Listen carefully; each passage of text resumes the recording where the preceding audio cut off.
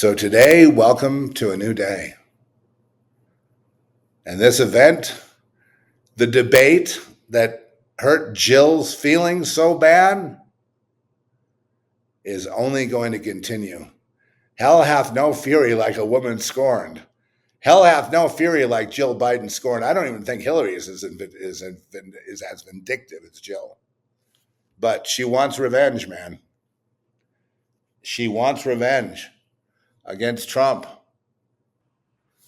You know, and it's funny, it's like that day of the debate, Biden was slain. He became like a dead man walking. He became a, what do they call it? A lame duck, right? And whether he stays or goes, he was still his image, his what happened to him, his image was killed. He the persona he had, I guess for the few people that still believed he was a good guy, I can't even imagine. And that you don't see the criminality involved in money laundering, Ukraine, and all the rest of it. I just, in good conscience, I wouldn't even want to be in the same room as people like that. This thing happened on the stage. Trump whipped Biden, and it was like he crossed the line. God beat Biden. Biden beat himself. But Jill tripled down on getting Trump. So if I had to say, if the single most influential factor in the assassination attempt would have been Joe Biden. And because I know women like that, she will never rest until she has vengeance. She will never rest until she has the satisfaction of vengeance. And now I guess that the only kind of victory for her would be Trump dead. But not just Trump, everyone that ever supported him. And that may not be enough for Jill, right? They just want Trump dead because they figure, or I consider this whole thing to be Jill's revenge for the debate. I really do. That's how I'd frame it all. Jill is the one keeping him in the White House. Jill is the one that's getting pumped up full of, blood transfusions and everything else to keep him going. It's just like keeping a corpse going. Probably has had many transfusions. Well, I'm basing my evidence on the way that his skin texture looked and that he looked. There's no drug that could really puff him up like that. You know, where he, to try to save his presidency. When they saw that he wasn't saving the presidency and the Trump's numbers weren't going down, at first I thought he would leave. Then I thought, no, I think this is this thing of holding up in the White House is much, much more dramatic. So I think that the idea that he is going to tough it out as a corpse, with Jill really pulling the strings of the marionette because she didn't like the way her husband was treated, even if he's the one that screwed up. Right now, all the media who's trying to deal with this, the subject of Trump having a very close headshot, are not dealing with the fact. They're saying sometimes the media is responsible for this rhetoric and it's heated, and no one is putting, connecting the dots. I'm sure we're going to have plenty of time to go over this, and I hope the dots do get connected. But the decision was made after the debate, after they tried to order Biden out, and he holed himself up in there because of Jill. Right, you take out the competition, and then it's just a one-man race, and then Biden can be, go out with as a winner. And that's really 99% of the reason you saw this happen now is because of Jill Biden's ego.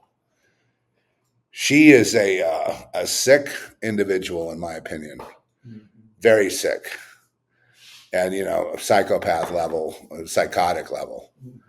And had Trump been killed, it's a miracle of God that he wasn't, because God made his choice at the debate, and this I'm not surprised with this kind of stuff out of the Biden administration.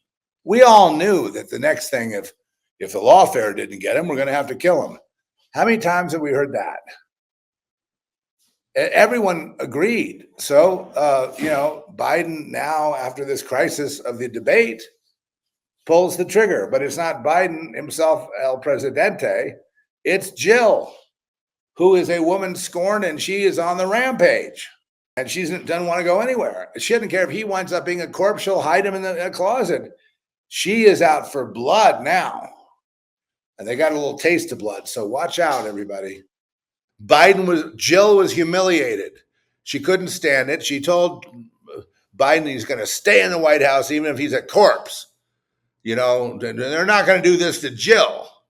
And then somehow they called the hit in because that was another solution. If Trump's not there, then the problem goes away for Biden. Everybody's happy, except for one thing. They got to quell the civil war.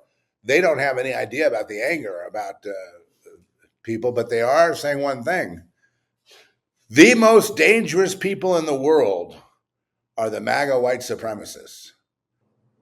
So that's my assessment on it. And I'm sure there's lots of other factors, but I'm sure that as you tune into different radio programs, podcasts, and news outlets today, you're going to hear a ton of theories.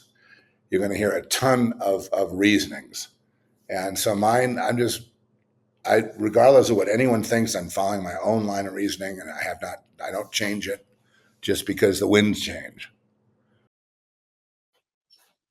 Anyway, it's hard for me to believe that a kid got this idea out of his own mind. It could have happened, could have been mind control, whatever. Could have been, who knows exactly the catalyst involved. No one knows. But to me, they've been calling for his death for years.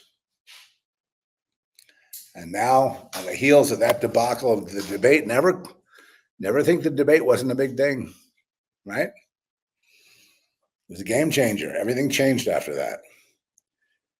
Anyway, well, let's hope to see you in better days in the future. I'm going to be like everybody else, like all the rest of you. I'm going to be watching the news and just trying to formulate, spiritually infused, accuracy if I can, as to the deeper nature of what's going on at this point. And I don't know that there's a way to avoid a war if it's a season of war, but at least we can understand.